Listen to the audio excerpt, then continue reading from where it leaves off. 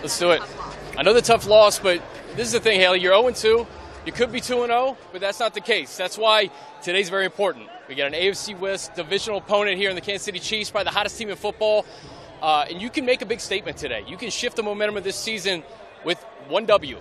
And you go 1-2, you hand the Chiefs their first loss of the year, you're right back in the mix in this AFC West. Absolutely. Now, one of the things that the team has done the past couple weeks, or actually hasn't done really, is convert on third downs. I think they're 25% on third down for the last 2 weeks. How do they change that today? Well, Ken Whisenhunt talked about it. Yeah. And I think it just starts with the running game and getting going early on first and second down. To couple that, the time of possession, 31st in the league in time of possession, and that's just not going to get it done. You have to sustain drives. That means getting some chunk runs, like 4 or 5 yard chunks on first and second down. Get to third and short and keep your defense off the field. That's something that the Chargers have not been able to do the first 2 weeks. It's going to be imperative to keep the offense on the field today. Who really impressed you? For me last week, it was Keenan Allen. He had his first 100-yard game since 2015. Yeah. He obviously looks to be back in action, but what about you? I think the defense in general, it was that bend but don't break. Hey, when you give up 19 points in a football game and you have this offense, you should win that game. So I give the defense a lot of credit, holding the Dolphins to field goals. And again, I think nobody specifically, but I talked about Trevor Williams. He's going to have a big role again today with Ferret being out. Denzel Perryman's out. Some of these guys like Bosa and Ingram, they got to step up, and I think Ingram's been playing great football all season long. That's true, and obviously Jason Verrett did go on IR yesterday. Yes. So Trevor Williams will be expected to fill that role. Now, we did talk about, obviously, divisional rival KC coming in today.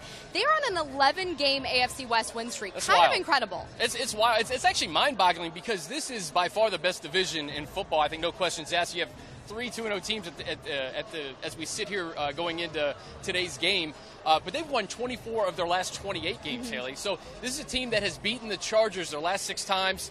We've had some close ones, though. We've had, I go back to that week 1 in 2016 when the Chargers jumped out to that 24-3 lead. Keenan Allen was doing work in that first half before getting hurt. Yeah, which was tough. But Keenan Allen looks to be ready to go. I'm looking forward to that matchup between him and Marcus Peters. But you have to beat this team on Sunday, which is today. Now, granted, another crazy stat about KC that I read this week is that the Chiefs have scored 35 points in the fourth quarter combined the last 2 weeks. Yeah. So this team obviously needs to close things out in the fourth quarter. How can they do that today? Well, it's hard because you have a kind of a 3-headed monster with the Chiefs and Tyreek Hill, Kareem Hunt, this good-looking rookie who's led the NFL in rushing entering week 3. And then Travis Kelce, who's essentially a wide receiver playing tight end. So they do so many different things from play design, the misdirection. You have Alex Smith, who doesn't make mistakes, who can scramble and get out of the pocket. So it's going to be difficult to try to figure out who you stop because a guy like Tyreek Hill, Hayley, he could get off at a moment's notice, whether it's a punt return or like one play. He could break a 60-yard run or 60-yard catch. So you got to account for all these guys. I think it starts with Hill, though, because he's so explosive. He's one of those hybrid guys. Yeah. He can, he plays wide receiver, obviously, but can make an impact on special teams. Travis Kelce, Gus Bradley earlier this week said that he is a tight end, but he's like a wide receiver in space. So how can the Chargers secondary match up against him? Well, it's a tough matchup. You always have to have eyes on Travis Kelce. Right. He's one of the game's greatest tight ends. We talk about Gronk. We talk about Jordan Reed when he's healthy. Travis Kelce's right up there, and he's been doing it for a long time. You got to account for him in different parts of the field. I mean, last week, a shovel pass for a touchdown. He's all over the field as well. I talked to Kevin Harlan before the game, who's calling the game on CBS here in an hour, and we were just talking about these guys, these positionless players that KC has with Tyreek Hill in the backfield, with Travis Kelce catching shovel passes, and it's very difficult to game plan for. Andy Reid does a magnificent job calling plays, and Kelce's such a big part of that. What about Kareem Hunt? I mean, all this week, the defense was talking about he's a focal point now. He is. You have to game plan for this guy. Well, 5 total touchdowns his first 2 games, and he is a focal point. I mean, they had a guy in Spencer Ware last year who was good. Right. This Kareem Hunt, he's a receiver, he's a running back, and it goes back to these positionless players. He's definitely a guy you have to account for today. And then, again, Travis Kelce, Tyreek Hill, Albert Wilson, Chris Conley. There's other guys, too, that we're not talking about. They were lining Albert Wilson up in the backfield last week. But Kareem Hunt, listen, he was one of 4 rookies in the top 10 in rushing entering week 3, right at the top of the list. So he's made his impact early as the Chargers come out here on the field. Yeah, it's good. Nice to see them run out. Now, what about Alex Smith? Because he rarely makes mistakes. He also, though, has that escapability factor. He does. So how can that defense contain him? Well, the linebackers need to be disciplined. I think Melvin Ingram and Joey Bosa, they need to be disciplined. Alex Smith is the type of player who, you hear over the years, Hayley, a game manager, which it's like that's a bad thing. Which can have, yes, exactly. Yeah, sometimes it has a negative connotation. Yeah, but listen, he was explosive week 1. He took care of the football the first 2 weeks. And this is a guy, look, you can't make mistakes against the Chiefs because the Chiefs don't make mistakes. And it starts with Alex Smith. So I think just being disciplined when a play breaks down, having these linebackers disciplined, having Bosa and Ingram be disciplined, and knowing where Alex Smith is at the same time, keeping tabs on all these weapons here with KC. Now flipping to Chargers quarterback Phillip Rivers, how can he find success against KC's front seven and also that secondary back there? Well, Eric Berry. No Eric Berry. And listen, Hunter Henry was a guy who was shut out week 1, 7 catches for 80 yards on 7 targets. So Phillip looked for Hunter last week, and I think this is another game where you're going to see Hunter Henry featured. No Eric Berry, as you mentioned, Hayley. And I think, too, just protect Phillip Rivers. Right.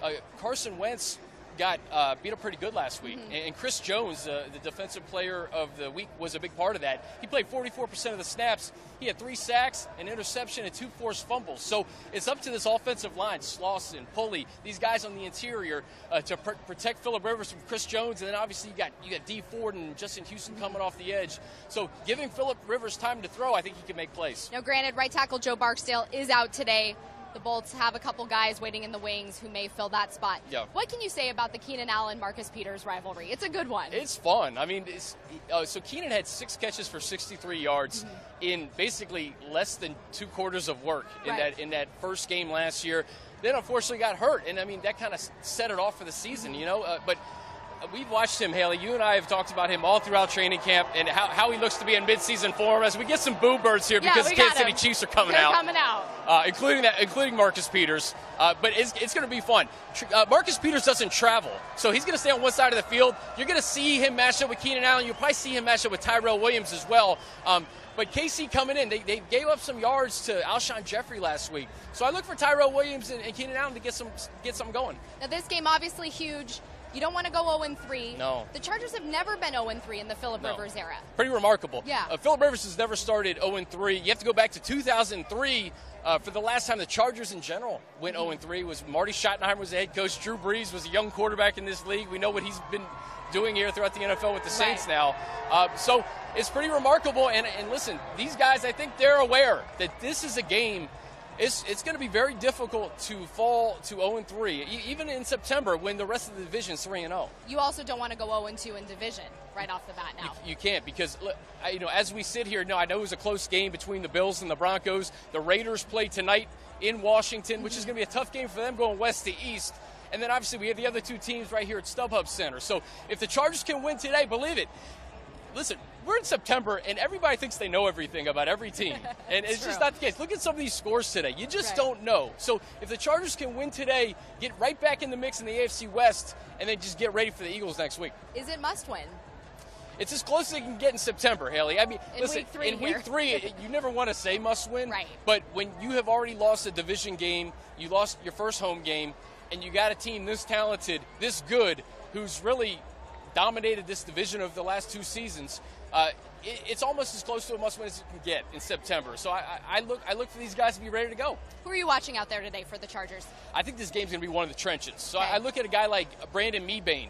Mitch Morse, the starting center for the Chiefs, he's out today. Zach Fulton's in. He had 34 starts in his career. But anytime your center is out, it could be a little bit off kilter. So Mebane, Matt Slauson on the other side, protecting Phillip Rivers, and then we'll see what happens. All right, there we go. We will see what happens. Chargers fans, kickoff is set for 1:25 p.m. Pacific. If you're not in the Los Angeles area, be sure to check your local listings. But thank you so much for joining us here on Chargers Live.